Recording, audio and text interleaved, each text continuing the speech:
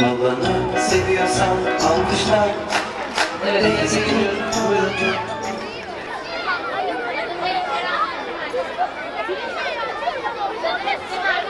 Hiçbir belediye emin olun Türkiye'de göremezsiniz.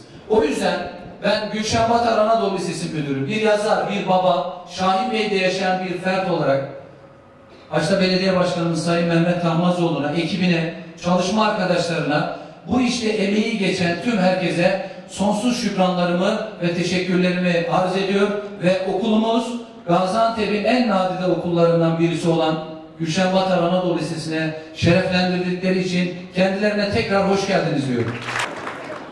Dinimizin ilk emri oku. Eğitim, öğretim, okumak gerçekten çok önemli. Hükümetimiz Sayın Cumhurbaşkanımızın önderliğinde bütçeden en büyük pay eskiden milli savunmaya ayrılırdı. Şimdi milli eğitime ayrılıyor. Çünkü eğitim her şeyin başı. Biz de Şahin Bey Belediyesi olarak göreve geldiğimiz günden beri belki asli görevimiz olmamasına rağmen biz bunu asli görev olarak kabul ettik. Okullar yaptırıyoruz, okul arsaları üretiyoruz, spor salonları yapıyoruz. Özellikle gençlerimizin milli ve manevi değerlerimize de bağlı olarak yetişmesi, okuma alışkanlığı kazanması, birçok alışkanlıkların kazanmasına katkı sağlamaya çalışıyoruz. İşte okul müdürümüzün de söylediği gibi Çanakkale projesi bunlardan sadece bir tanesi. Biz gençlerimizin okuması için ücretsiz kitap dağıtıyoruz. Okullarımıza kütüphaneler kurduğumuz gibi bir de gençlerin kitapları kendilerine olsun, kendileri okusun, evde kardeşleri okusun, anne babalar okusun, okuyalım. Şu ana kadar 2.020.000 tane kitap dağıtımı gerçekleştirdik. Bu projemizi okullarımızdan çok büyük destek var.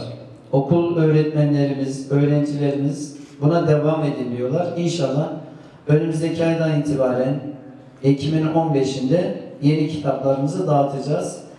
Bu yarışmalarımız, ödüllü kitap okuma yarışmalarımız devam edecek. Sizlere bu anlamda şimdiden çok teşekkür ediyorum. Öncelikle bizi bir araya gelmemize vesile olan Sayın Belediye Başkanımız Mehmet Tahmazoğlu'na çok teşekkür ediyorum.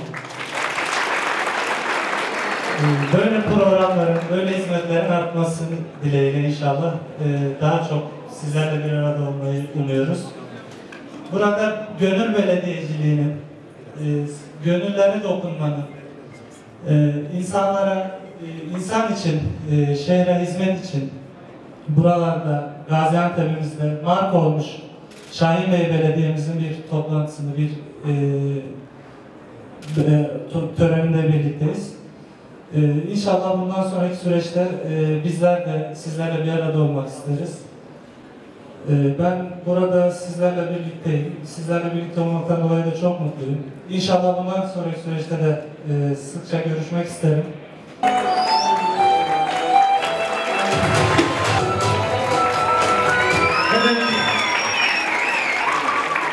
Buse İpek Haceroğlu 93,5.